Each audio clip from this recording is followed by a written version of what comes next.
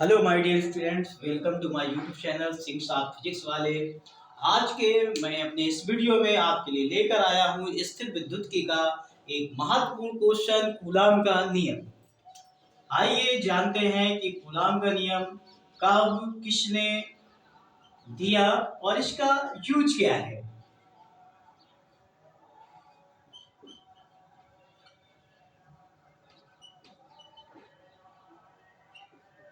सबसे पहले बात करते हैं तो कूलाम का नियम हमारे वैज्ञानिक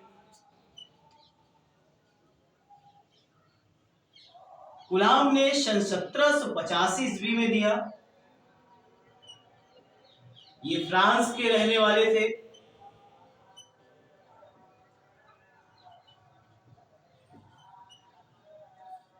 अब बात करते हैं तो कूलाम के नियम की सहायता से हम ज्ञात क्या कर सकते हैं।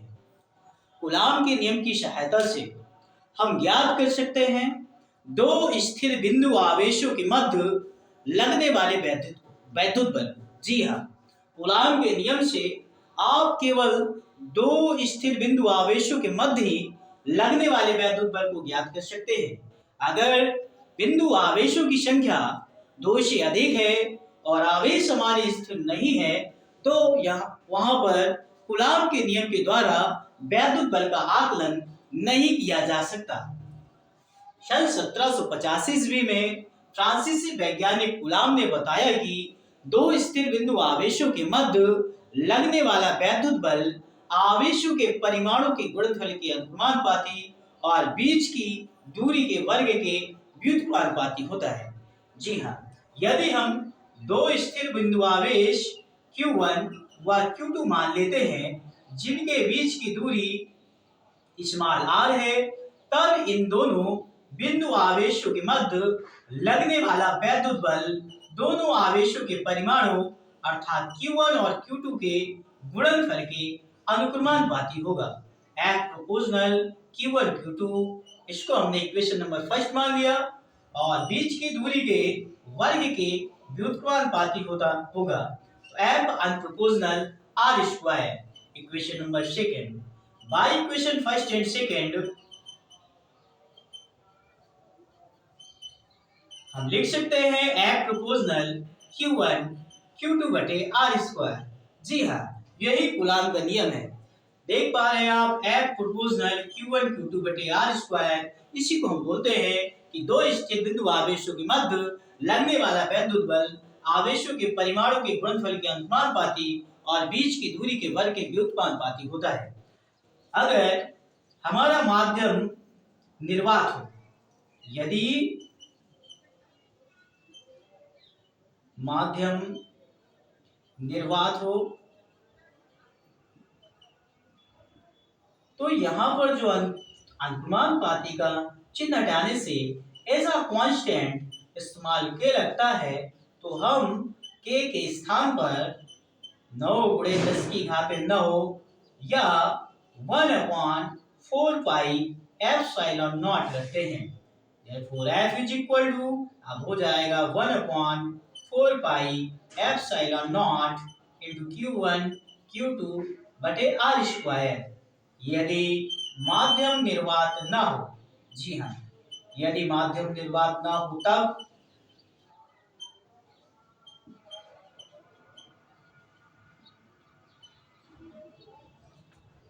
तो हम एप्सिलॉन नॉट से नॉट को हटा देंगे।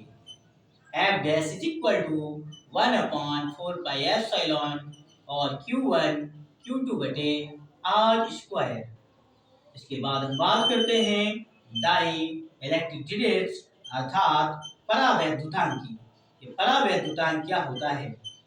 निर्वात में दो स्थिर बिंदु आवेशों के मध्य लगने वाले वैद्युत बल और माध्यम में दो स्थिर बिंदु आवेशों के मध्य लगने वाले वैद्युत बल के अनुपात को हम परावैद्युतांक कहते हैं। परावैद्युतांक को कैपिटल K से प्रदर्शित करते हैं और इसका मान वायु और निर्वात के लिए 1 लिया जाता है। K is equal to F upon F dash. By equation third and fourth हो जाएगा K is equal to 1/4πε0 into Q1 Q2 upon R square, another 1/4πε और Q1 Q2 बटे R स्क्वायर। यहाँ से Q1 Q2 बटे R स्क्वायर से Q1 Q2 upon R square cut गया, 4 से 4 कट गया, बाहर बाहर गुड़ा, अंदर अंदर गुड़ा, आ गया हमारा एप्सिलॉन बटे epsilon naught. K is equal to cross multiple कर दिया तो एप्सिलॉन इज इक्वल टू आ गया epsilon naught K। By equation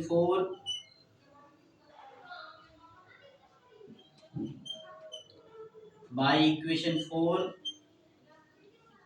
हो जाएगा हमारा F इज इक्वल टू 1/4πε0 के Q1 Q2 बटे R स्क्वायर।